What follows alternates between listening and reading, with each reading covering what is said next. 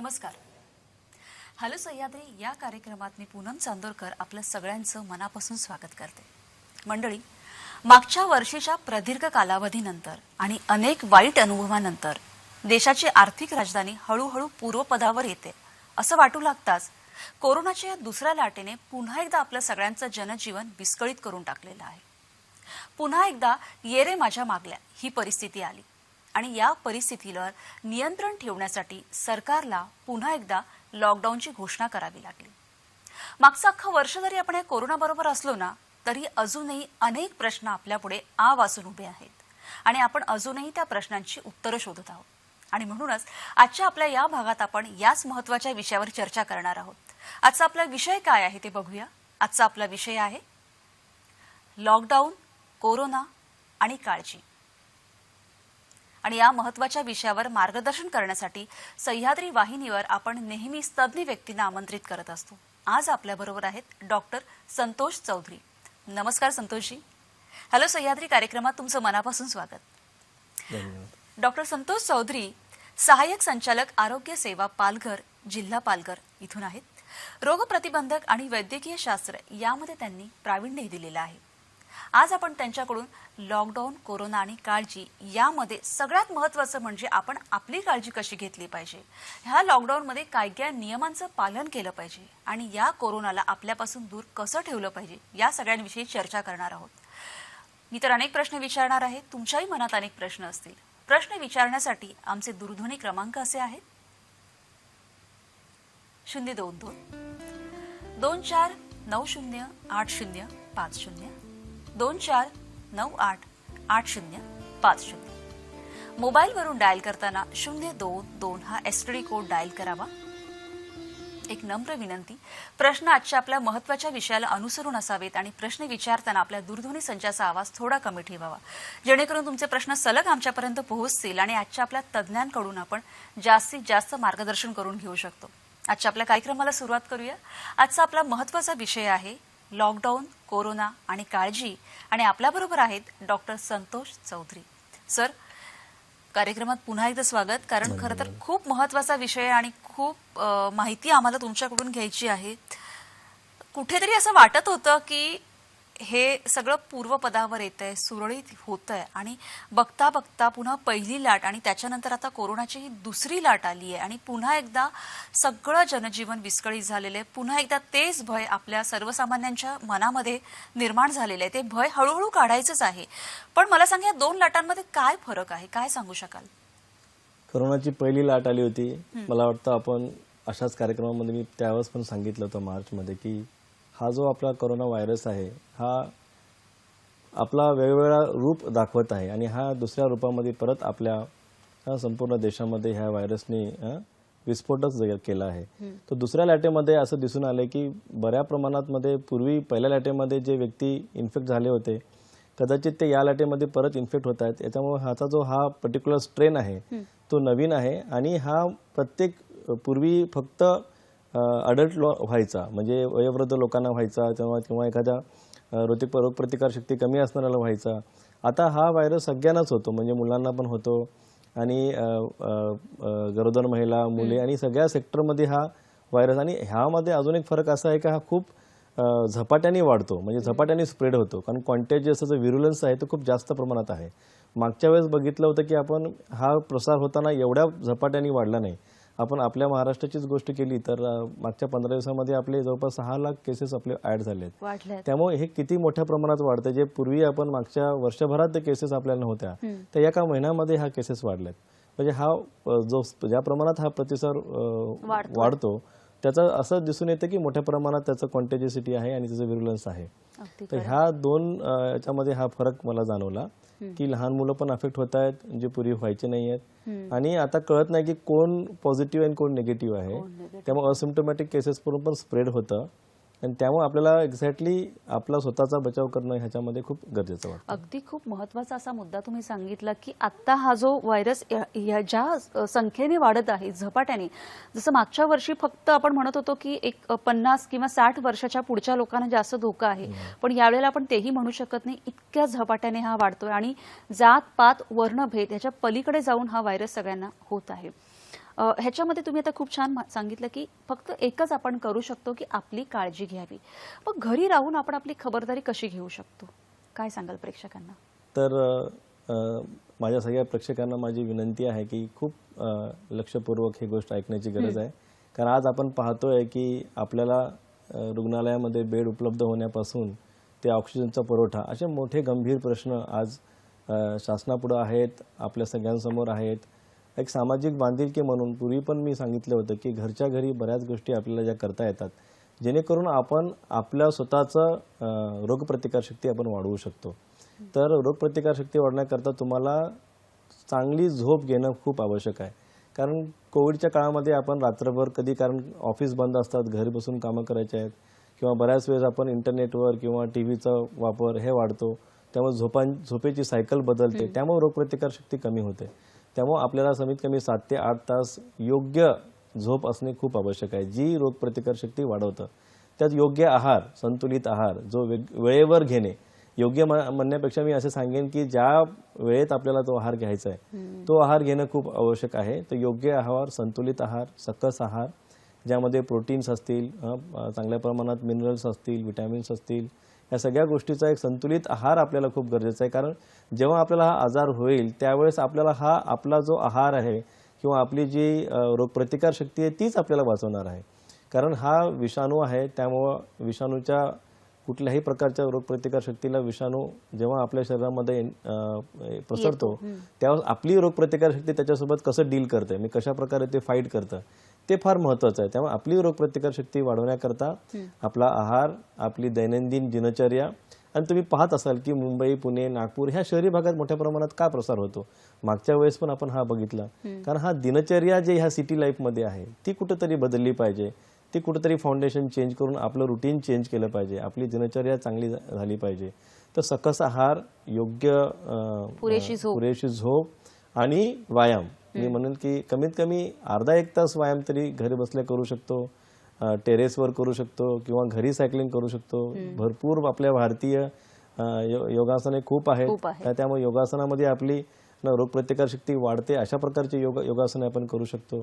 तर ह्या सगळ्या याच्यामुळे आपली रोगप्रतिकारशक्ती चांगली राहील, आपली मानसिकता चांगली राहील, आपली शारीरिक स्थिती चांगली राहील. जरी आपल्याला कदाचित झाला तरी आपण त्याला फेस करू शकतो. म्हणजे ह्या ज्या छोट्या छोट्या गोष्टी आहेत त्या छोट्या गोष्टींकडे लक्ष देणं, जाणीवपूर्वक लक्ष देणं हे खूप महत्त्वाचं आहे. जसं आता तुम्ही सांगितलं की आपण घरी राहून हे सगळं करू शकतो, पण तरीही बऱ्याच वेळेला त्याचे सिम्पटम्स दिसतात, कुणाला त्रास होतो, सर्दी खोकला होतो अशा, तर त्यावेळेला रुग्णालयात कधी गेलं पाहिजे हा एक प्रश्न सगळ्यांच्या मनामध्ये निर्माण होतो की अरे मला आता थोडा ताप आलाय किंवा सर्दी लगेच जावं की काय त्याची लक्षणं दिसल्यावर जावं.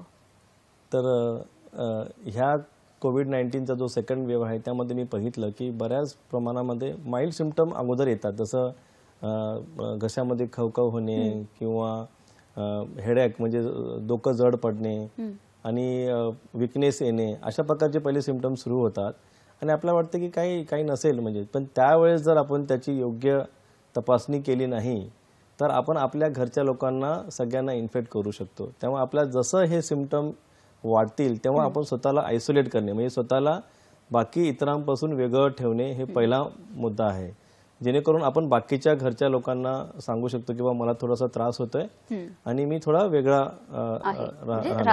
राहतोय. त्यामुळे हा पहिला मुद्दा आहे. दुसरा मुद्दा, आपण आपले जे काही फॅमिली डॉक्टर्स असतील किंवा आपण व्हिडिओ कन्सल्टेशन किंवा एखाद्या टेलिफोननी त्यांना विचारून जे काही औषध उपचार असतील, सिम्पटोमॅटिक ट्रीटमेंट ज्याला म्हणतो आपण, किंवा सोर थ्रोट असेल किंवा कफ असेल किंवा आपल्याला फीवर असेल, तर आपण त्यांना कन्सल्ट करून आपण ती घरी औषधं घेऊ शकतो.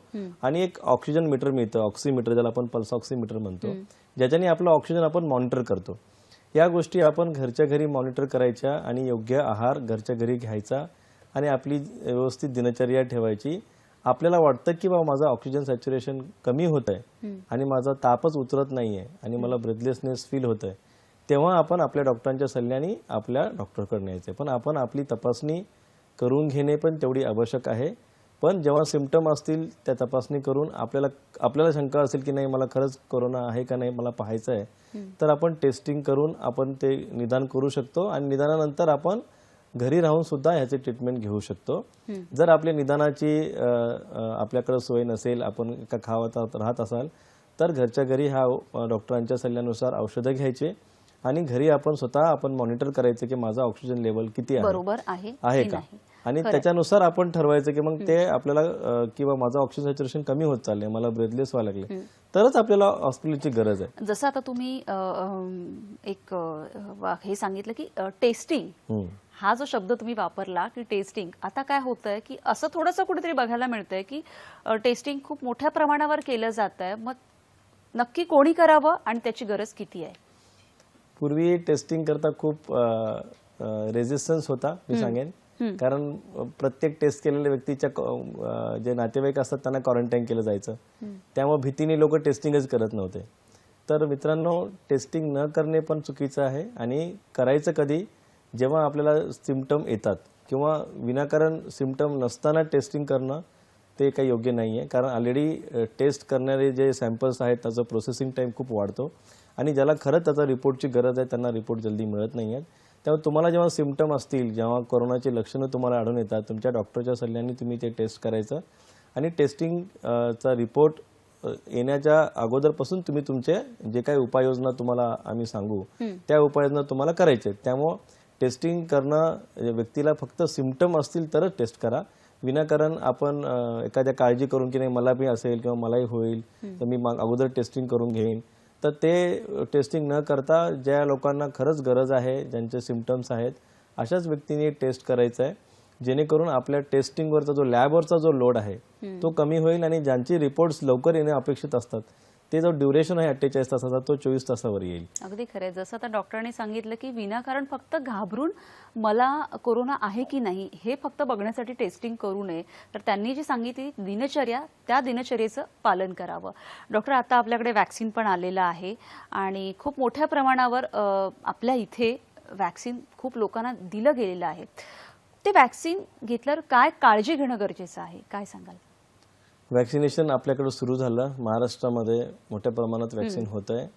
2 प्रकारच्या वॅक्सिन्स आपण देतोय, कोवॅक्सिन जी भारत बायोटेकची आणि कोविशिल्ड, अशा दोन्ही प्रकारच्या वॅक्सिन्सचा चांगल्या प्रमाणात इफिकसी दिसून आलेली आहे. फक्त वॅक्सिन नंतर मला कोरोना होणार नाही हा जो गोड गैरसमज लोकांच्या मनात आहे तो मी सगळ्यांना अगदी क्लिअर करू सांगतो की हे वॅक्सिन जे आहे फक्त तुम्ही क्रिटिकल जेव्हा व्हाल, तुम्हाला जेव्हा कोरोना होईल, तुम्हाला क्रिटिकल फेजमधून जावं लागणार नाही. याची एक काही प्रमाणात त्याची इफिकसी आढळली आहे की रुग्णांची जे डेथ आहे, जे कोरोनाने सगळ्यात लोक घाबरतात का, घाबरण्याचं मूळ कारण की आपली डेथ होईल. कारण आपण आजाराला घाबरत नाही आहे. आजार तर असे भरपूर आजार आहेत भारतामध्ये ज्यांना आपण सगळे फेस करतो. या आजाराला मेन कारण घाबरायचं असं की की खूप कमी काळामध्ये डेथ होते लोकांची, तर त्याला ॲक्च्युली हे जे वॅक्सिन आहे ते प्रोटेक्ट करतं. त्यामुळे वॅक्सिनेशन सगळ्या लोकांनी, ज्यांना इलिजिबल शासनाने केलेलं आहे त्यांनी वॅक्सिन घेतलं पाहिजे. आणि 2 वॅक्सिनचा ड्युरेशनमध्ये पण आपण वॅक्सिन घेऊन सुद्धा सर्व जनसामान्यांनी जशी काळजी घ्यायची, जसं मास्क वापरणे, हँड सॅनिटाईज करणे, सोशल डिस्टन्सिंगचं पालन करणे, ह्या सगळ्या नियमाला आपण तंतोतंत पाळलं पाहिजे.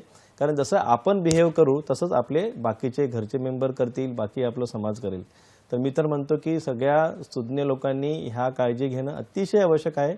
कारण मास्क आणि हँडवॉश आपण वापरत नाही, आपल्याला वाटतं की मी वॅक्सिन घेतली मला काय होईल पुन्हा. तर ह्या गोड गैरसमजमुळे आज आपण जी फेस करतोय ते ह्याच प्रकारे की आपण ऑफ गार्ड झालोय. म्हणजे आपण जे पूर्वी खूप प्रिकॉशन घ्यायचो त्याच्यामध्ये कुठेतरी ढिलाई आली असं जाणून येतं. आपल्या ट्रेन सुरू झाल्या, पब्लिक ट्रान्सपोर्ट सुरू झाली, यामुळे लोकांना असं वाटतं की आता सगळं झालंय, आता काय परत होणार नाही आणि किती दिवस मी हे फॉलो करू. तर लोक एक प्रकारे निरागसता म्हणता येईल त्यांच्यामध्ये ह्या सिस्टीम करता. तर मित्रांनो, अजूनही आपल्याला ह्या व्हायरसनी सोडलेले नाही आहे.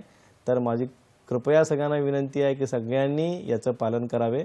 वॅक्सिनेशन नंतर सुद्धा तेच आपल्याला नियम पाळण्याची खूप गरज आहे. खरं तर वॅक्सिन घेतलेली, जसं आता डॉक्टरांनी सांगितलं की त्याच नियमांचं पालन करणं आणि ही कोरोनाची साखळी आपल्याला कशी मोडता येईल या सगळं आपल्याला जाणून घ्यायचंय. ही चर्चा आपल्याला अशीच पुढे चालू ठेवायची. आता वेळ झाली एका विश्रांतीची, घेऊया एक छोटीशी विश्रांती. बघत राहा हॅलो सह्याद्री.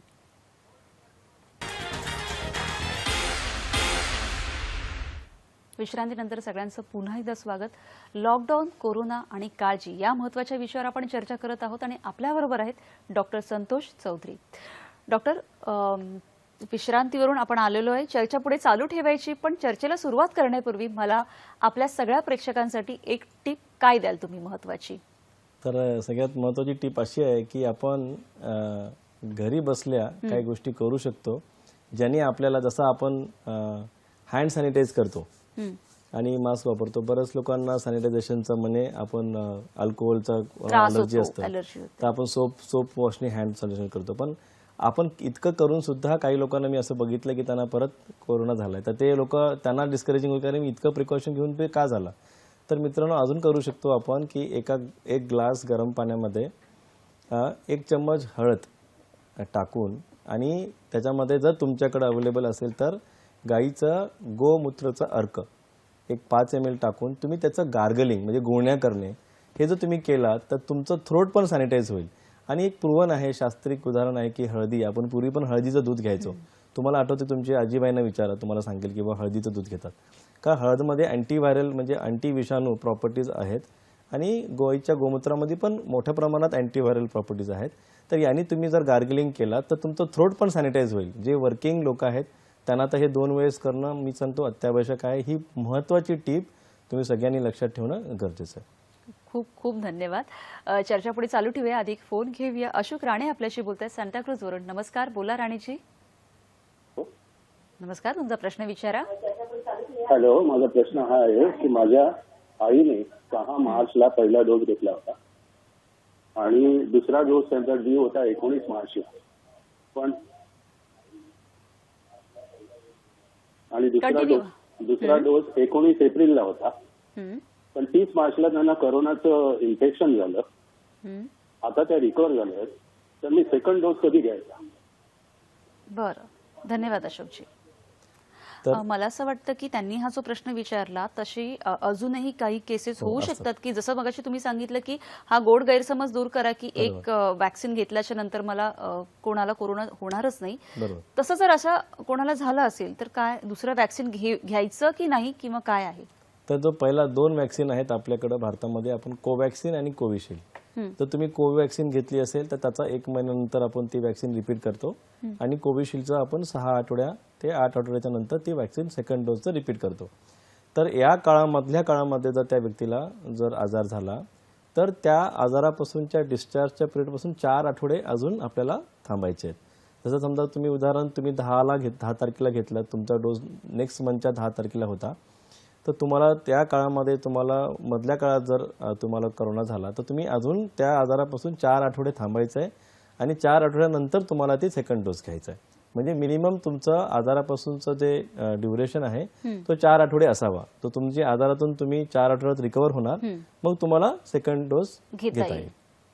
किंवा तुम्ही ऑलरेडी तुम्ही वॅक्सिन घेतलेले नाहीये पण तुम्ही आजारी आहात आणि तुम्हाला वॅक्सिन घ्यायची आहे, पण तुम्ही किती आठवड्यानंतर तुम्हाला वॅक्सिन घ्यायची आहे, तर त्याला पण तुम्ही 4 ते 6 आठवडे थांबून पण तुम्ही वॅक्सिन घ्यायची. कारण काही लोकांनी माझ्या असं निदर्शनास आलं की घाबरून सुद्धा आजार असताना सुद्धा की त्यांना वाटतं की मला आता खूप सिम्पटम यायला लागलेत, मग मी जाऊन वॅक्सिन घेऊन येतो. पूर्वी वॅक्सिन घेतलेलं नसतं आणि त्यांना वाटतं की मी वॅक्सिन मला घ्यायची नव्हती, पण आता त्यांना जेव्हा सिम्पटम यायला लागतात तेव्हा वाटतं की मी जाऊन वॅक्सिन घेतो. तर ते सांगत नाहीत की मला सिम्पटम आहे किंवा मी आजारी आहे.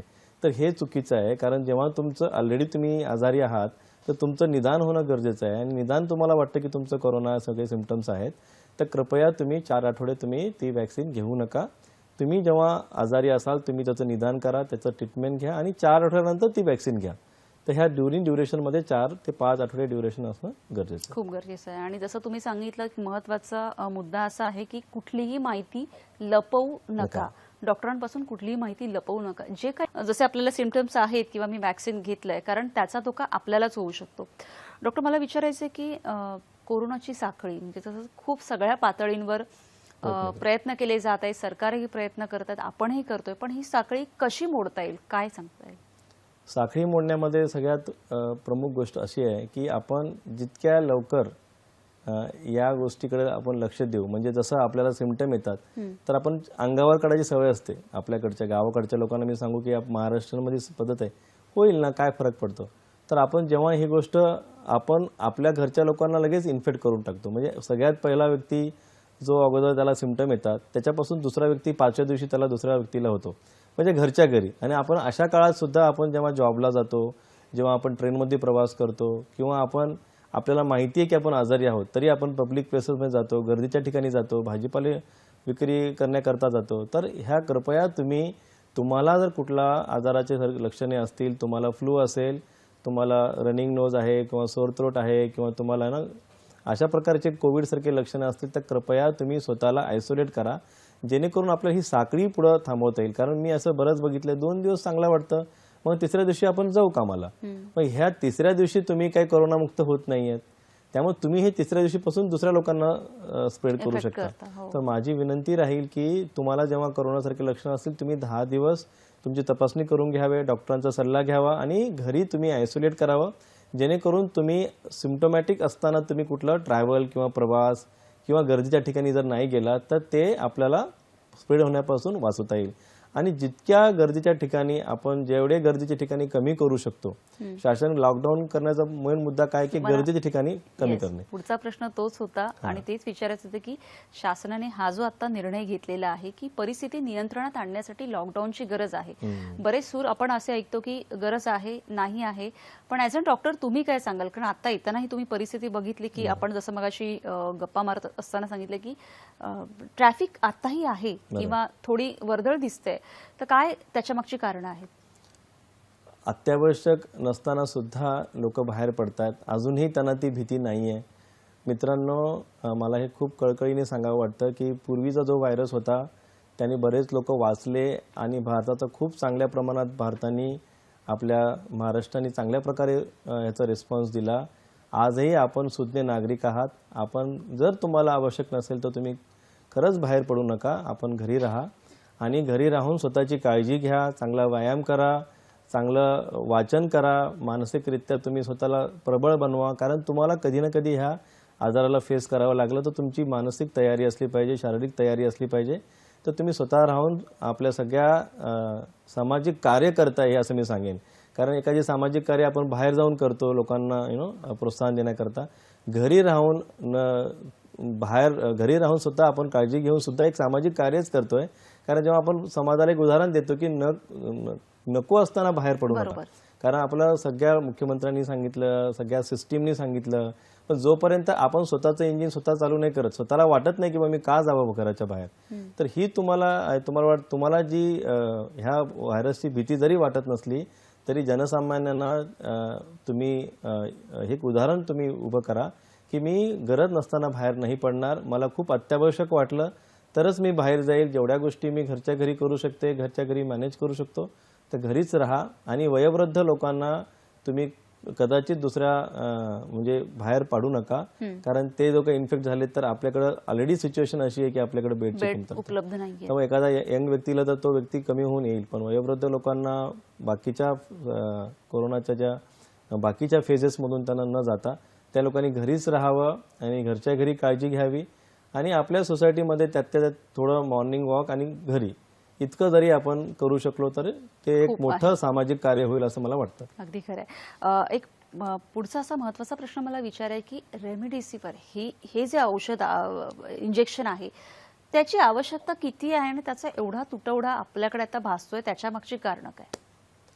रेमडेसिवीर करता तुम्हाला सगळ्या लोकांना, प्रेक्षकांनाही माहिती आहे, आपण बऱ्याचशा न्यूजमध्ये बातम्यांमध्ये पाहतोय की ही पर्टिक्युलर इंजेक्शनची खूप कमतरता वाचते.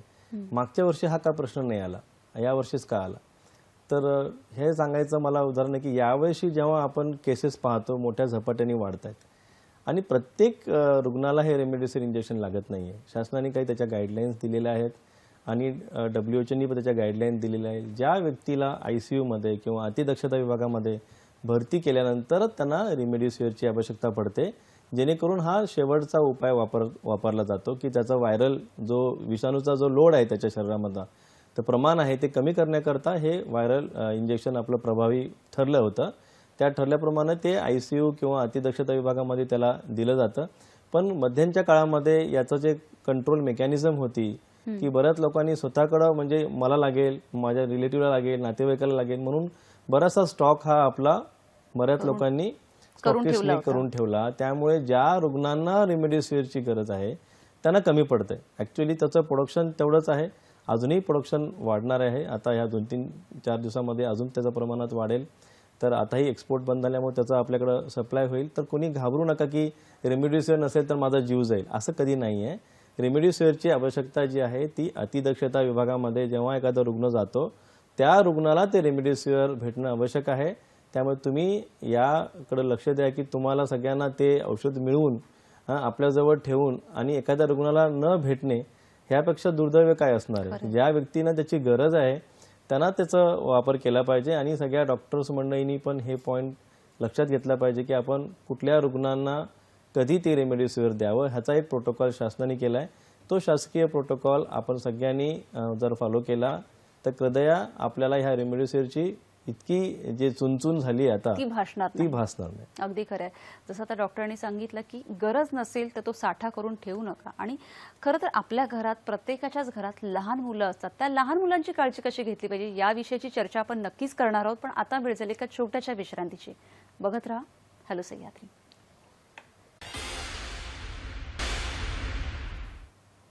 लॉकडाऊन, कोरोना आणि काळजी या महत्त्वाच्या विषयावर आपण चर्चा करत आहोत आणि आपल्याबरोबर आहेत डॉक्टर संतोष चौधरी.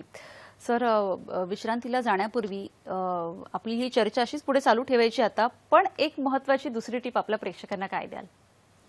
महत्त्वाची टिप अशी देईन की जसं मी तुम्हाला पहिल्या टिपमध्ये सांगितलं की आपल्याला गुळण्या करायच्या आहेत वॉर्म वॉटर, हळदी आणि हे टाकून, ते खूप महत्त्वाचं आहे. दुसरं असं आहे की आपण जेव्हा बाहेर जाऊन आणि घरात येऊ कामावरून तेव्हा आपल्याला स्टीम म्हणजे आपण जेव्हा गरम पाण्याची वाफ घेतो, एक वेपरायझर असतं, एक स्टीमर असतं, तर त्याच्याने 2 टाईम स्टीम घेणं गरजेचं आहे. ह्याचा फरक असा जाणवला बऱ्याच ठिकाणी, ह्याचं इव्हन 7-11 हॉस्पिटल बॉम्बेमध्ये पण ह्याच्यावर रिसर्च झाला की यामुळे काय होतं की आपली श्वसन नलिका जी आहे ती गरम राहते. ज्या प्रमाणात ज्या विषाणूचा प्रसार व्हायचा आहे तो प्रसार होत नाही आणि त्याचा इम्पॅक्ट बऱ्याच प्रमाणात दिसून आलेला आहे. त्यामुळे तुम्ही 2 टाईम स्टीम तुम्ही घरच्या घरी राहून घेऊ शकता. म्हणजे हानिकारक तर काहीच नाही आहे. तर तुम्ही स्टीम घेतला तर तुम्हाला तुमचं जे नेझल कंजेशन आहे, कधी कधी आपण दिवसभर एसीत राहतो त्यामुळे आपल्याला त्या एसीचा प्रभाव पडतो आणि ते थंड हवा आपल्या श्वसननलिकेत जाते, ज्याच्यामुळे त्या विषाणूची ग्रोथ वाढू शकते. तर आपण स्टीम घेतलात तर तुम्हाला त्यापासून पण सुटका मिळू शकतो. आणि आता जसं तुम्ही एसी हा शब्द वापरला त्याच्यावरून अनेकांच्या मनातला असा एक प्रश्न मला विचारायचा की बऱ्याचदा अशी भीती असते की आपण ओला उबेरने ट्रॅव्हल करतो किंवा आता गरमीच्या याच्यामध्ये जसं कामाच्या ठिकाणी, ऑफिसेस, कार्यालयांमध्ये आणि इव्हन घरी सुद्धा 24 तास एसी बऱ्याच ठिकाणी चालू असतो. हे कितपत योग्य आहे?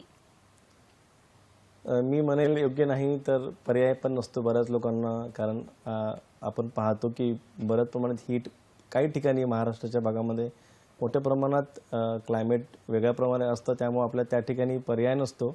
पण आपण जर सकाळच्या वेळेस आणि संध्याकाळच्या वेळेस जर आपण हा कमी केला, दुपारच्या क्षणी आपण जर चालू ठेवला, जेणेकरून आपल्याला त्याचा तो ड्युरेशन कमी होईल एक.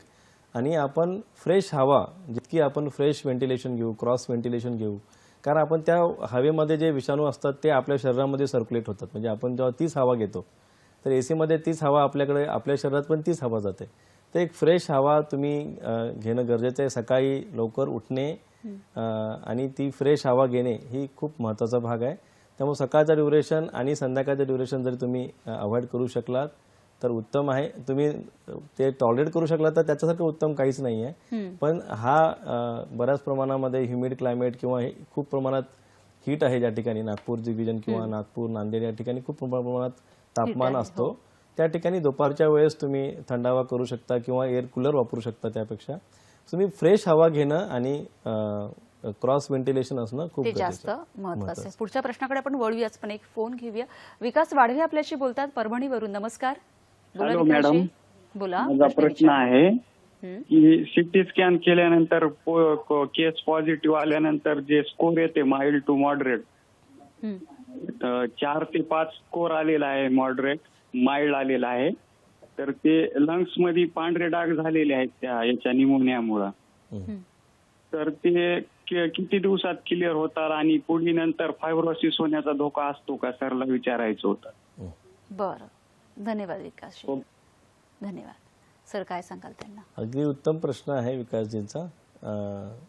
हा प्रश्न सगळ्यांसमोर असणारच आहे, कारण बऱ्याच रुग्ण RT-PCR टेस्टमध्ये निगेटिव्ह येतात, पण जेव्हा आपण त्यांचं सिटी स्कॅन करू तेव्हा आपल्याला त्याच्यामध्ये आपल्याला ते GGOs म्हणतो ज्याला आपण कोरॅड 5 किंवा असे लेबल वेगवेगळे त्याचे माइल्ड टू मॉडरेट आणि सिव्हिरिटी केसेस दाखवतात CT स्कॅनमध्ये. तर याच्यामध्ये जेव्हा अर्ली आपण डिटेक्ट करू त्याचं जे सिव्हिरिटी कमी असेल आणि त्याला योग्य वेळी त्याला उपचार भेटला असेल तर त्याचं फायब्रोसिस होण्याचे चान्सेस खूप कमी असतात. पण तुम्ही त्याचं डिटेक्ट केलं नाही आणि ते त्या फेजमधून व्हायरल स्प्रेडमधून तो गेला आणि त्याचं योग्य त्याला ट्रीटमेंट नाही भेटली तर कदाचित जेव्हा जे फायब्रोटिक लंग असतो म्हणजे जो फायब्रोज झाला आहे तर त्याचं रिहॅब करणं खूप अवघड जातं. अशा वेस्टर्न कंट्रीजमध्ये आपण पाहतो की पोस्ट कोविड त्याची खूप मोठ्या प्रमाणात रिहॅबिलिटेशन करायची गरज पडते. पण भारतीय लोकांची रोगप्रतिकारशक्ती चांगली आहे त्यामुळे मी सांगू शकतो की तुम्ही जेवढ्या लवकर म्हणजे फ्रेश हवा योगासने करून आपल्या शरीराला आपला व्यायाम करून आपले ब्रीदिंग म्हणजे प्राणवायू वाढवण्याचे जे एक्सरसाइज आहेत ब्रीदिंग एक्सरसाइज आहेत ते जेवढं तुम्ही चांगले कराल तेवढं तुम्ही लवकर रिकवर व्हाल. त्या फेजमधून तुम्ही लवकर जाल कारण लंग्सला जे काही शुद्ध हवा लागते त्या प्रमाणात तुम्ही घेणं आवश्यक आहे. आणि काही ठिकाणी त्या व्यक्तींची रोगप्रतिकारशक्ती ॲज वेल एज त्याचं जे म्हणजे सवयी आहेत काही लोक स्मोकर असतील काही लोक दुसऱ्या सवयीचे असतील त्यांना खूप वेळ लागेल. ज्याची रोगप्रतिकारशक्ती चांगली आहे जीवनशैली चांगली आहे जे व्यायाम करतात आणि ब्रीदिंग एक्सरसाइजेस करतात त्यांना त्यांची रिकव्हरी लवकर होईल. अगदी खरंय. विश्रांतीला जाण्यापूर्वी संतोषजी एक महत्त्वाचा प्रश्न विचारायचा होता की मुलं प्रत्येकाच्याच घरात मुलं आहेत आणि काय होतंय की आपण तरी आपला काहीतरी वेळ घालवतो पण आता त्यांना कुठे जाता येत नाही पाठवता येत नाही खेळता येत नाही शाळा बंद मित्रमैत्रिणी बंद अशा वेळेत त्या मुलांनी आपली काळजी कशी घ्यावी? खूप चांगला प्रश्न आहे. मला पण 2 मुलं आहेत तर मी काय करतो ते पण तुम्हाला सांगेन. आणि एकंदरीत मुलांचा प्रश्न मागं पण मी असा मांडला होता की मुलं खरंच मोठ्या प्रमाणात अफेक्ट झालेत कारण पालकांना खूप काळजी आहे मुलांची की दिवसभर त्या मोबाईल समोर बसून असतात किंवा गेम खेळतात. मुलांमध्ये जी काही एनर्जी असते ती कुठंतरी पॉझिटिव्ह डायरेक्शनमध्ये आपल्याला त्यांना न्यायचं असतं. आपण त्या निगेटिव्ह डायरेक्शनकडे त्यांना नेतोय असं मला दिसून येतं कारण मोठ्या प्रमाणामध्ये ज्या सवयी लागल्यात त्यांना म्हणजे एक कंटिन्युअसली मोबाईलवर पाहणे किंवा TV पाहणे गेम्स खेळणे कॉम्प्युटरच्या विशेष प्रकारचे इलेक्ट्रॉनिक गॅजेट्सवरचं जेवढं त्याचं इलेक्ट्रॉनिक गॅजेट कारण आपल्या पालकांना वाटतं की त्यांचे क्लासेस चालू आहेत पण बऱ्याच प्रमाणात मुलं त्या क्लासेसच्या नावाखाली मोठ्या प्रमाणात त्यांना वेगळ्या सवयी लागत आहेत. तर पालकांनो याकडे तुम्हाला लक्ष देणं गरजेचं आहे. जर एखादा पॅरेंट जर दोन्ही पॅरेंट घरी नसतील एखादा पॅरेंट जर घरी असेल तर त्यांनी मुलांसोबत एकत्र बसून त्यांचा काय अभ्यास चालू आहे ते पाहणं आणि जेव्हा वेळ मिळेल त्यांना काही ड्रॉइंग पेंटिंग किंवा अशा बऱ्याचशा गोष्टी असतात ज्या फिजिकली करू शकतो. एखादा कॅरम बोर्ड असेल किंवा एखादा आपण चेस असेल किंवा वेगळ्या प्रकारचे गेम्स असतील किंवा अशा काही इंटेलेक्च्युअल गोष्टी असतील. एखाद्या वेगवेगळ्या महान व्यक्ती आपल्या महाराष्ट्रात आहेत जसं शिवाजी महाराजांची कथा वाचली कितीतरी संतांची कथा आहेत असे खूप चांगले पुस्तकं आहेत त्या कथा स्टोरीज अशा प्रकारे 2 भावंडे असतील ते एकमेकांमध्ये खेळू शकतील. तर अशा प्रकारचे पॉझिटिव्ह एंगेजमेंट मुलांना देणं खूप गरजेचं आहे. जर आपण पॉझिटिव्ह नाही दिलं तर एकंदरीत ते निगेटिव्ह वळणाकडे जातील आणि पुन्हा त्या सवयी बदलणे हे खूप खूप जड जाणार आहे पालकांना. त्यामुळं आत्तापासूनच तुम्ही तुमच्या मुलांना चांगल्या पॉझिटिव्ह एंगेजमेंटकडे न्या. त्यांना काहीतरी अशा चांगल्या सवयी लावा जेणेकरून ते सकाळी उठतील स्वतःच घरी सूर्यनमस्कार करतील योगासनं करतील खेळतील. आणि जर एकटाच मुलगा असेल त्याला तर मग पुस्तकाची सवय किंवा त्याच्यासोबत वाचण्याची सवय कारण पुस्तकं खूप चांगला खूप चांगला सवय आहे. ज्याला वाचण्याची सवय असेल तो घरी असेल तरी त्याला खूप आनंद येईल की मी किती पुस्तकं वाचेन. आणि कितीतरी संत आपल्या महाराष्ट्रात होऊन गेलेत कितीतरी संतांच्या कथा आपल्याकडे आहेत त्या पुस्तकाच्या लायब्ररीतून पुस्तकं आणा. इलेक्ट्रॉनिक गॅजेटवर वाचायला नका सांगू जेणेकरून त्यांना त्यांचं विजन पण क्लिअर राहील कारण त्या सवयी कंटिन्युअस इलेक्ट्रॉनिकवर बघणे त्यांना झोप येत नाही मुलांना. बऱ्याच मुलांना झोपांच्या सवयी बिघडल्यात कारण त्यांचं ते गॅजेटमुळे इतकं झालं शारीरिक हालचाल काहीच नाही आणि खाता खाता सुद्धा पाहत राहतात का कारण ते पाहिल्याशिवाय ते काय खातात तेच कळत नाहीये. म्हणजे आहाराकडे त्यांचं लक्ष नाहीये चवेकडे लक्ष नाहीये पण समोर कुठं इलेक्ट्रॉनिक थिंग दिसली ते पाहत आणि ते गोष्टी करतात. तर पालकांनो आज आपल्या हातात स्थिती आहे ती गमवू नका. मुलांना थोडासा वेळ द्या. तुम्ही त्यांना स्टोरीज एखाद्या चांगल्या संतांच्या गोष्टी एक चांगल्या गोष्टी त्यांना सवय लावा. आणि ज्यातच दिनचर्या चांगली असेल मुलांची तर ते मुलं खूप चांगल्या प्रकारे चांगलं भविष्य घडवतील कारण आपण सगळं काम करतोय केवळ आपल्या मुलांचे भविष्य करता. जर भविष्यच अंधारात असेल तर मग आपण काम करण्यात काय फायदा आहे. तर मुलांच्या भविष्याकरता आपल्याला थोडासा वेळ काढून त्यांना चांगल्या सवयी कशा लावता येतील ती आईच करू शकते, कारण वडिलांचा खूप कमी रोल त्याच्यामध्ये आहे. तर आईनी थोडंसं वेळ देऊन मुलांना थोडंसं येऊन एखादा झपाटा दिला तरी चालेल, पण ते चांगल्या सवयी, कारण आज आपण चांगल्या सवयी नाही लागल्या तर जे मुलांना सवय लागतील त्याला आपणच कारणीभूत असणार आहे. त्यामुळे पालकांनो थोडंसं मुलांकडं एक पॉझिटिव्ह एनर्जी असते, त्यांच्याकडे खूप एनर्जी असते जे आपल्याला वेळ नसतो आणि आपल्याला सवय पण नसते की आपण त्या मुलांना एवढा वेळ देऊ, कारण आपण आपलं एकंदरीत चालू असतं. त्यामुळे माझी रिक्वेस्ट आहे की मुलांना थोडा वेळ देऊन त्यांना पॉझिटिव्ह एंगेजमेंट न्यावं खूप महत्वाचं आहे. अगदी. आता सध्या एका नवीन प्रश्नाला आपण सामोरं जात आहोत, तो म्हणजे प्राणवायूची कमतरता. त्याच्यावर कशी मात करता येईल? मला असं वाटतं की सकाळचाच मी न्यूजपेपर पाहत होतो, ऑक्सिजनचा तुटवडा म्हणून बऱ्याच प्रमाणात न्यूज येत होत्या, पण असा तुटवडा आता कदाचित आपल्याला भेसवणार नाहीये. बऱ्याच प्रमाणामध्ये आपल्याला तो सप्लाय होतोय प्राणवायूचा, पण आपण रुग्णालयातला जो भार आहे तो कमी करू शकतो. कारण रुग्णालयात ऍडमिट झाला की मग तो हेल्थ वर्कर एवढेच आहेत आपल्याकडे, आपण काय नवीन नवीन हेल्थ वर्कर तयार करू शकत नाही.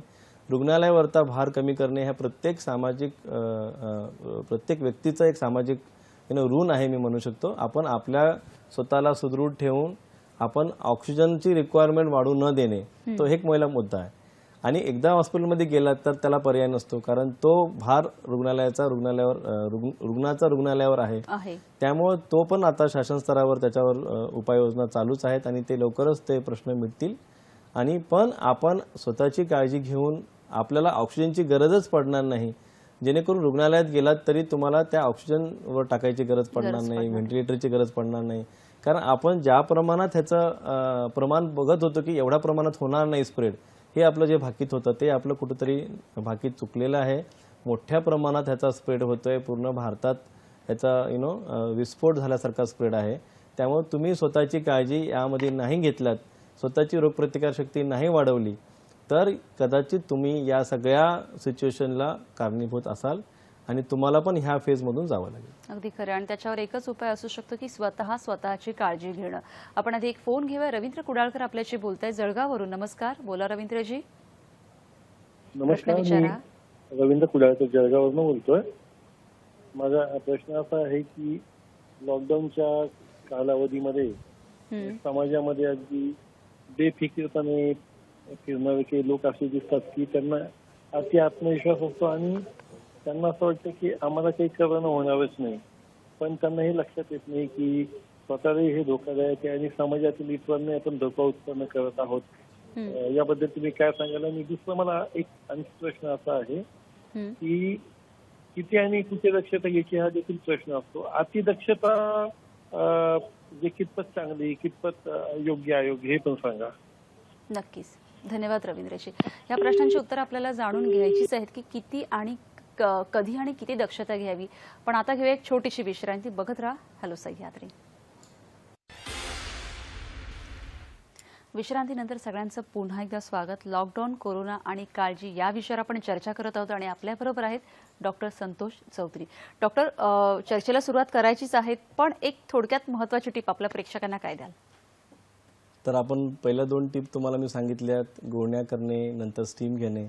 तर मी माझ्या व्यक्तिगत जीवनामधली मी तुम्हाला टिप देऊ इच्छितो की मी स्वतःचं रक्षण कसं करतो. कारण हे फार महत्त्वाचं की हेल्थ वर्कर म्हणून मला जास्त रिस्क आहे. मी जेव्हा व्हिजिट करतो बऱ्याचशा कोरोना रुग्णाला मी पाहतो, तर आमच्या 2 रुग्णालयामध्ये, गव्हर्नमेंट रुग्णालयामध्ये एक रिसर्च झाला की एक प्रोडक्ट होता, ज्या प्रोडक्टनी IITचे काही तज्ज्ञ व्यक्तींनी आणि काही भक्तिवेदांत संजीवनी म्हणून एक आयुर्वेदा फार्मसी आहे, त्यांनी लोकांनी तयार केलं होतं. तर मी ते पाहिलं की किती माझ्यावर तो परिणाम होईल. तर त्याचा खूप चांगल्या प्रमाणात मी माझ्या नातेवाईकांना सगळ्यांना देऊन पाहिला की ते किट प्रिव्हेंटिव्ह घेता येतं, क्युरेटिव्ह पण त्याचं बऱ्या प्रमाणात आमच्या रुग्णालयामध्ये त्याचा दिसून आला. त्याचं आयुर्कोरो 3 असं एक नाव आहे. तर तुम्हा लोकांना जर गुगलवर तुम्ही सर्च केलं तुम्हाला ते त्याच्याविषयी डिटेल माहिती मिळेल, त्याविषयी काय प्रोडक्ट आहे काय नाही. आणि मी सगळ्यांना हे रिकमेंड करेन की एकदा तरी ते तुम्ही किट घ्यावा, जेणेकरून आपल्याला या काळामध्ये खूप गरज आहे की काय रोग केल्याने रोगप्रतिकारशक्ती वाढतं, काय केल्याने माझी प्रतिकारशक्ती जे विषाणूसोबत आहे. कारण आपण खूप सारे उपाय करतोय, पण त्या उपायांना करून सुद्धा आपल्याला आजार होतोय, जेणेकरून त्या आजारापासून आपलं रक्षण कसं करता येईल. तर ह्यामध्ये एक प्रभावी औषध म्हणून ते पुढे येईलच. त्यामुळे ते आयुर्कोरो 3चं मी तुम्हाला सांगेन की तुम्ही गुगलमध्ये सर्च करा आणि ते पहा की तुम्हाला ते कितपत योग्य ठरेल. तुम्ही स्वतः त्याच्यामध्ये सर्च करू शकता, पाहू शकता की किती तुम्हाला त्याचा फायदा होईल. मला तरी झाला व्यक्तिगतरित्या. आजही मी तुमच्या समोर आहे. मागच्या 1.5 वर्षापासून मी बऱ्याचशा कोरोना रुग्णांच्या संपर्कात आहे. स्वतः कोरोना पेशंट पाहतोय. त्यामुळे मला खूप मोठ्या प्रमाणात ह्याचा खूप उपयोग झाला. तर तुम्हाला तो नक्की उपयोग होईल असं माझं सगळ्यांना रिकमेंडेशन. नक्कीच. आणि आता जसं विश्रांतीला जाण्यापूर्वी रवींद्र कुडाळकर यांनी आपल्याला जो प्रश्न विचारला होता की एक आहे, त्याचं थोडक्यात आपण काय उत्तर देऊ शकतो की एक गट आहे की जो अति आत्मविश्वासी आहे की मला काहीच होणार नाही, आणि दुसरा हे गट आहे अति दक्षता.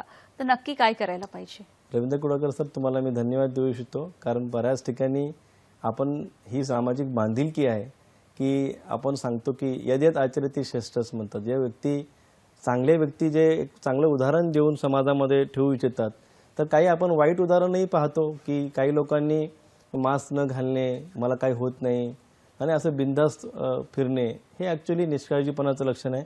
जरी आपल्याला तो आत्मविश्वास असेल की मला होणार नाही, तरी आपण एक सामाजिक बांधिलकी म्हणून घातलं पाहिजे. मी म्हणत नाही की तुम्ही वॉक करताना घाला किंवा तुम्ही गर्दीच्या ठिकाणी तुम्ही जाताय, पब्लिक ट्रान्सपोर्टमध्ये जाताय, तुम्ही भाजीपाला विकायला गेला जाताय, म्हणजे अशा ठिकाणी जेव्हा तुम्ही जनसंपर्कामध्ये जाताय त्या ठिकाणी तुमच्या प्रॉपर मास्क घालणं गरजेचं आहे. कारण मास्क घालताना काय करतो, फक्त फाईन लागू नये म्हणून कानापुरता मास्क असतो, तो तोंडावरही नसतो, नाकावरही नसतो. मग तशा प्रकारचा मास्क घालण्यात काही उपयोग नाही आहे. फक्त मास्क घालावा ज्या ठिकाणी आपल्याला वाटलं पाहिजे की मी जनसंपर्कामध्ये येतोय, कोण रुग्ण आहे मला माहिती नाही आहे. तर ह्याची काळजी प्रत्येकाने घेतली पाहिजे. आणि जो व्यक्ती घेत नाही त्या व्यक्तीने त्याला सांगितलं पाहिजे की बाई बघा, तुम्ही आता इथं गर्दीच्या ठिकाणी आलात, तुम्हाला मास्क वापरणं ही बंधनकारक आहे आणि शासनाचा नियम आहे, त्याला आपण फाईनही करू शकतो. पण असे जे बिनधास्त फिरत आहेत असे उदाहरणही आपल्याकडे आहेत. आणि असे काही लोक आहेत जे घरीच बसलेत, हाताला ग्लोव्ज घालून बसलेत, मास्क घालून बसलेत, कुठं जात नाहीत. ती पण तिथपर्यंत योग्य नाही आहे. कारण तुम्हाला तुमचं नियमित जे काही व्यायाम आहे त्या करताना तुम्हाला घालायची गरज नाही आहे. तुम्ही एक्सरसाइजेस करताय त्या काही तुम्हाला घालायची गरज नाही. तुम्हाला मास्क आणि घालायची गरज कुठं पडते, जेव्हा तुम्ही गर्दीत जाता, तुम्ही क्राऊडमध्ये जाता, तुम्ही जनसंपर्कामध्ये जाता, तुम्ही प्रवास करताय आणि एकंदरीत तुम्ही तुमच्या घरी तुम्ही बसता, त्यावेळेस तुम्हाला मास्कची गरज नसते. त्यामुळे तुम्ही ते प्रोटेक्शन घेऊ शकतो. पण त्यातल्या त्यात तुमच्या घरी जर कोणी आजारी असेल, लक्षणं असेल, तर तुम्हाला सगळ्या लोकांना मास्क घालायची गरज पडेल. तर तुम्हाला असं नाही की तुम्ही घरी कोणी आजारी आहे तरी आपण आपल्याकडे मास्क नसतो. म्हणजे आपण म्हणू शकतो की दोन्हींचा ताळमेळ साधणं हे खूप महत्त्वाचं आहे. डॉक्टर, बऱ्याचदा असं होतं की काही ग्रामीण भागात किंवा बऱ्याच ठिकाणी रिक्षा चालक जे असतात त्यांना टेस्ट करणं हे जरा कंपल्सरी किंवा रिपोर्ट्स दाखवणं, तर ते काय कितपत योग्य आहे? आपण टेस्ट करून 15 दिवसानंतर हे सांगू शकत नाही की तो परत कोविड होणार नाही. त्यामुळे सगळ्या रिक्षा चालकांची तपासणी करणे हे काही योग्य नाही आहे. ज्यांना ज्यांना सिम्पटम असतील, ज्यांना आजाराची लक्षणं असतील, त्यांचीच तपासणी करावे हेच मला सांगायचं आहे.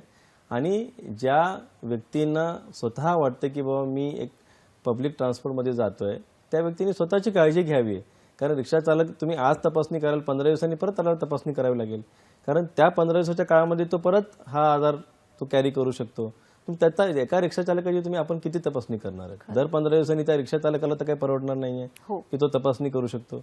आणि शासकीय यंत्रणेकडे एवढा लोड ऑलरेडी त्या पेशंटचा आहे की ज्या ठिकाणी आपण प्रिव्हेंटिव्ह जे तपासण्या करतो किंवा ज्यांना ट्रॅव्हलिंगमध्ये आता एअरपोर्टमध्ये जाताना ते तपासणी मागितली जाते, तर असा भरपूर लोड त्या लॅबवर आलेला आहे, जेणेकरून आपले जे रुग्णांचे जे तपासणीचे जे काही रिपोर्ट्स आहेत ते डिले होत आहेत. त्यामुळे आपल्या रिक्षा चालकांनी पण ते सोशल नॉर्म्स वापरायचे, तोच मास्क वापरायचा आहे. त्याला जर लक्षण आढळलं तर त्यांनी स्वतःहून रिक्षा थांबवून आपापली तपासणी करून घेणं हे बंधन गरजेचं आहे. डॉक्टर, खरं तर विषय इतका गहन आणि खूप महत्त्वाचा आहे की आपण अख्खा दिवसभर जरी चर्चा केली तरी ती कमीच पडणार आहे. असे अनेक प्रश्न अजूनही आम्हाला पडतात. पण तरी आपल्या प्रेक्षकांना काय सांगाल की आपण बाहेर काही कामासाठी जातो, आल्यावर प्रत्येक वेळेला काही वस्तू आणली किंवा पैशांची देवाणघेवाण होते, तर काय छोटी छोटी काळजी घेणं गरजेचं आहे? मी तुम्हाला परत सांगेन, हा मागच्या वेळेस पण हा मुद्दा मी मागच्या याच आपल्या प्रोग्राममध्ये मी तुम्हाला सगळ्यांना सांगितला होता. बरेच लोक काही ठिकाणी वस्तू येतात तर त्यांना पूर्वी लोक ते क्वारंटाईन करायचे, त्या वस्तूंना परत पाठवायचे, असं बऱ्याच ठिकाणी व्हायचं. पण आता ह्या व्हायरस झपाट्याने स्प्रेड होतोय, आपल्याला कळतही नाही की आपण कुठल्या वस्तूला हात लावला, आणि तर आपला हाताची स्वच्छता म्हणजे हँड सॅनिटायझेशन हा इतका सोपा मार्ग आहे. ज्या वस्तूला तुम्ही स्पर्श केलाय त्याच्यानंतर तुम्ही जाऊन हात धुवायचे, आणि रिपीटेड हात धुतला तरी काही फरक नाही पडत. साबण वापरायचा, हात धुवायचा. आपण बाहेरच्या वस्तू आल्यात, आपण त्याला टच केला की आपण हात धुवायचा. सिंपल आहे. तोंडावर मास्क, हाताची स्वच्छता, ह्याला काही लागत नाहीये. ह्या 2 गोष्टी आपण रिपीटेड करत हात आपल्या नाकाजवळ जाईल, तो व्हायरस आपल्यावर स्प्रेड होऊ शकतो. तर बाहेरच्या वस्तूला प्रत्येक ठिकाणी आपण सॅनिटाईज करणं बी एवढं पॉसिबल नाहीये, कारण प्रत्येक वस्तू आपण नाही करू शकत आहे. पण त्या वस्तूला आपण जेव्हा बाहेरून आलेल्या वस्तूंना जेव्हा हात लावतो तर आपण हाताची स्वच्छता करू शकतो, रिपीटेडली हँडवॉश करू शकतो, साबणाने हात धुवू शकतो. आपली वैयक्तिक स्वच्छता चांगली वाढू शकते. आपली मुलांची पण चांगल्या सवय लागते, त्याने करून आपल्या जे बाकी आजार आहेत, जे हात स्वच्छ नसताना होणारे ते आजार पण आपण मुक्त होऊ शकतो. त्यामुळे हाताची स्वच्छता, तोंडावर मास्क हे आपल्याला अजूनही कंटिन्यू ठेवावं लागेल, जेणेकरून आपली आरोग्य चांगलं राहील. ह्याच्या पलीकडे आपली रोगप्रतिकार शक्ती, या 3 गोष्टी जर तुम्ही केलात तर तुम्हाला या विषाणूपासून घाबरायची आवश्यकता नाही. अगदी खरं. जसं तुम्ही सांगतात की आता जसं तुम्ही सांगितलं की ह्या 2-3 गोष्टींचं पालन केलं तर या विषाणूपासून आपल्याला घाबरण्याची गरज नाही. तरीही खूप संभ्रम अजूनही आपल्या जनतेच्या मनात आहे. तर सगळ्यांसाठी काय संदेश द्यावासा वाटतो तुम्हाला? तर माझा सगळ्या प्रेक्षकांना हा संदेश आहे की हा सध्याचा जो फेज आहे आपल्या महाराष्ट्रावरचा, देशावरचा, हा अतिशय भयानक परिस्थिती आहे. तुम्हाला सगळ्यांना माहिती आहे. तरी सगळ्या सुज्ञ नागरिकांना विनंती आहे की हीच वेळ आहे, कारण आता या संकटामध्ये आपण आपल्या स्वतःची जीवनशैली चेंज करू शकतो. संध्याकाळी लवकर झोपणे, सकाळी लवकर उठणे, 1 तास व्यायाम करणे, आपल्या पूर्वीच्या पद्धती म्हणजे जेवणाच्या चांगल्या वस्तू, ताज्या वस्तू, सकस आहार हा घेणे, मुलांना चांगल्या सवयी लागणे, हे आपल्याला वेळ आहे पण आपण हे करत नाहीये. त्यामुळे हे तुम्हाला करण्याचा माझा संदेश आहे की हे सगळ्या गोष्टी करा. त्याच्यानंतर आपल्या जीवनामध्ये ज्या गोष्टीला आपल्याला पूर्वी वेळ भेटायचा नाही, जेणेकरून आपल्याला वाचायला वेळ भेटायचा नाही, किंवा बऱ्याचशा गोष्टी आपल्याला करायची इच्छा असते, बरंचसं टॅलेंट आपल्याकडे असतं पण आपण ते करू शकत नाही, त्याच्यात तुम्ही वेळ घाला. मानसिकदृष्ट्या सुद्धा आपल्याला चांगलं सुदृढ होणं गरजेचं आहे. त्याकरता पॉझिटिव्ह थॉट्स, पॉझिटिव्ह एनर्जी आपल्यामध्ये असली पाहिजे, कारण आपल्याला संकट तर येणारच आहे. त्या संकटाला आपण कसं सामोरं जाण्याचं, देशाची परिस्थिती बघितली, आपल्या राज्याची परिस्थिती बघितली, तसं आपल्या कुटुंबाची परिस्थिती बघतो आपण. तर प्रत्येक वेळेस आपल्या कुटुंबाला पण त्या फेजमध्ये गेलं तर आपल्याला कसे संकट येतात त्याची तयारी आपण मानसिकरित्या पण केली पाहिजे. आपण मानसिकरित्या प्रबळ झालं पाहिजे की एखादं संकट आपल्यावरही ओलांडू शकतं. तर स्वतःला निरोगी ठेवणं हे खूप गरजेचं आहे. अगदी खरं. जसं आता डॉक्टरांनी सांगितलं की स्वतःला निरोगी ठेवणं हे खूप महत्त्वाचं आहे, आणि शारीरिक बरोबरच मानसिक आरोग्यही तेवढंच तंदुरुस्त राखणं हे सुद्धा खूप महत्त्वाचं आहे. छोट्या छोट्या गोष्टींचं पालन करा आणि कोरोनापासून स्वतःला वाचवा. आजचा कार्यक्रम तुम्हाला कसा वाटला आम्हाला नक्कीच कळवा. कळवण्याची माध्यमं तर तुम्हाला माहीतच आहे. आपलं फेसबुक माध्यम आहे www.facebook.com/DD सह्याद्री. जीमेलवर तुम्ही तुमची प्रतिक्रिया, तुमचे प्रश्न आमच्यापर्यंत पाठवू शकता.